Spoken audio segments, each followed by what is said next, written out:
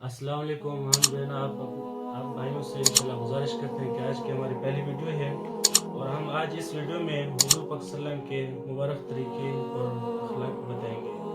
حضور اکرم صلی اللہ علیہ وسلم کے طائف کے سفر کا قصہ. نبوت مل جانے کے بعد 9 برس تک نبی اکرم صلی اللہ علیہ وسلم مکہ مکرمہ میں تبلیغ فرماتے رہے اور قوم کو ہدایت اور اصلاح کی کوشش فرماتے رہے، لیکن تھوڑی سی جماعت کے سوا جو مسلمان ہو گئی تھی اور تھوڑے سے ایسے لوگوں کے علاوہ جو باوجود مسلمان نہ ہونے کے آپ کی مدد کرتے تھے. اکثر کفار مکہ کو اور آپ صلی اللہ علیہ وسلم کو ہر طرح کی تکلیف پہنچاتے تھے، مذاق اڑاتے تھے اور جو ہو سکتا تھا اس سے درگزر نہ کرتے تھے. حضور صلی اللہ علیہ وسلم کے چاچا ابو طالب بھی انہی نیک دل لوگوں میں تھے جو باوجود مسلمان نہ ہونے کے حضور صلی اللہ علیہ وسلم کی ہر قسم کی مدد فرماتے تھے. 10ویں سال میں جب ابو طالب کا بھی انتقال ہو گیا تو کافروں کو اور بھی ہر طرح کھلے مہار اسلام سے روکنے اور مسلمانوں کو تکلیف پہنچانے کا موقع ملا. حضور اکرم صلی اللہ علیہ وسلم اس خیال سے طائف تشریف لے گئے کہ وہاں قبیلہ ثقفی کے بڑی جماعت ہے، اگر وہ قبیلہ مسلمان ہو جائے تو مسلمانوں کو ان تکلیفوں سے نجات ملے اور دین کے پھیلنے کی بنیاد بڑھ جائے. وہاں پہنچ کر قبیلے کے 3 سرداروں سے جو بڑے درجے کے سمجھے جاتے تھے گفتگو فرمائی اور اللہ کی دین کی طرف بلایا اور اس کو اس کے رسول یعنی اپنی مدد کی طرف متوجہ کیا، مگر ان لوگوں نے بجائے اس کے کہ دین کی بات کو قبول کرتے یا کم سے کم عرب کی مشہور مہمان نوازی کے لحاظ سے ایک نودار مہمان کی خاطر مراد کرتے، صاف جواب دے دیا اور نہایت ہی بے رخی اور بد اخلاقی سے پیش آئے. ان لوگوں نے یہ بھی گوارا نہ کیا کہ آپ یہاں قیام فرما لیں. جن لوگوں کو سردار سمجھ کر بات کی تھی کہ وہ شریف ہوں گے اور محض گفتگو کریں گے، ان میں سے ایک شخص بولا، اوہو، آپ ہی کو اللہ نے نبی بنا کر بھیجا ہے. دوسرا بولا کہ اللہ کو تمہارے سوا کوئی اور ملتا ہی نہیں تھا جس کو رسول بنا کر بھیجتے.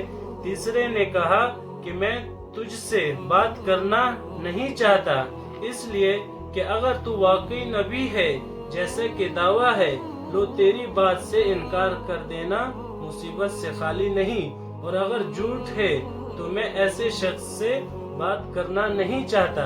اس کے بعد ان لوگوں سے نا امید ہو کر حضور اکرم صلی اللہ علیہ وسلم نے اور لوگوں سے بات کرنے کا ارادہ فرمایا کہ آپ صلی اللہ علیہ وسلم تو ہمت اور استقلال کے پہاڑ تھے، مگر کسی نے بھی قبول نہ کیا، بلکہ بجائے قبول کرنے کے حضور صلی اللہ علیہ وسلم سے کہا کہ ہمارے شہر سے فوراً نکل جاؤ اور جہاں تمہاری چاہت کی جگہ ہو وہاں چلے جاؤ. حضور اکرم صلی اللہ علیہ وسلم جب ان سے بالکل مایوس ہو کر واپس ہونے لگے تو ان لوگوں نے شہر کے لڑکوں کو پیچھے لگا دیا کہ آپ صلی اللہ علیہ وسلم کا مذاق اڑائیں، تالیاں پیٹیں، پتھر ماریں، حتیٰ کہ آپ صلی اللہ علیہ وسلم کے دونوں جوتے خون کے جاری ہونے سے رنگین ہو گئے. حضور اقدس صلی اللہ علیہ وسلم اس حالات میں واپس ہوئے. جب راستے میں ایک جگہ ان شریوں سے اطمینان ہوا تو حضور صلی اللہ علیہ وسلم نے یہ دعا مانگی. ترجمہ: اے اللہ، تجھ ہی سے شکایت کرتا ہوں میں اپنی کمزوری اور بے بسی کی اور لوگوں میں ذلت اور رسوائی کی. اے ارحم الراحمین، تو ہی ضعفاء کا رب ہے اور تو ہی میرا پروردگار ہے. تو مجھے کسی کے حوالے کرتا ہے، کسی اجنبی بیگانے کے جو مجھے دیکھ کر ترش روتا ہے اور منہ چڑھاتا ہے، یا کسی دشمن کے جس کو تو نے مجھ پر قابو دیا. اے اللہ، اگر تو مجھ سے ناراض نہیں ہے تو مجھے किसी की भी परवाह नहीं है, किसी की भी परवाह नहीं है, तेरी हिफाजत मुझे काफी है। मैं तेरे चेहरे की उस नूर की तुफैल जिससे तमाम अंधेरियां रोशन हो गई और जिससे दुनिया और आखिरत के सारे काम दुरुस्त हो जाते हैं। इस बात से पनाह मांगता हूँ कि मुझ पर तेरा गुस्सा हो या तू मुझसे नाराज हो। तेरी नाराजगी का इस वक्त तक दूर करना जरूरी है जब तक तू राजी ना हो। ना तेरे सिवा कोई ताकत है ना कुव्वत। मालिक के मुल्क की शान कहर को इस पर जोश आना ही था कि हजरत जिब्रील अलैहिस्सलाम ने आकर सलाम किया और अर्ज किया कि अल्लाह ताला ने आपकी कौम की वो गुफ्तगू जो आपसे हुई सुनी और इनके जवाबात सुने, और एक फरिश्ते को जिसके मुतालिक पहाड़ों की खिदमत है आपके पास भेजा है कि आप जो चाहें इसको हुक्म दें। इसके बाद इस फरिश्ते ने सलाम किया और अर्ज किया कि जो इरशाद हो इसकी तामील करूं। अगर इरशाद हो तो दोनों जानिब के पहाड़ों को मिला दूं जिससे ये सब दरमियान में कुचल जाएं, और जो सजा आप तजवीज फरमाएं।